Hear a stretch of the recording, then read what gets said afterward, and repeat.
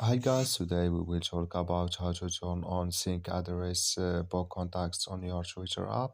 We're going to figure out the solution or know how you can do that on your Twitter app.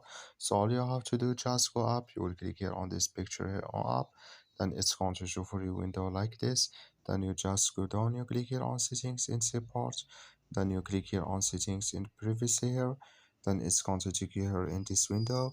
All you have to do now, so just go down and you click here on privacy here, then it's going to take you here in this window.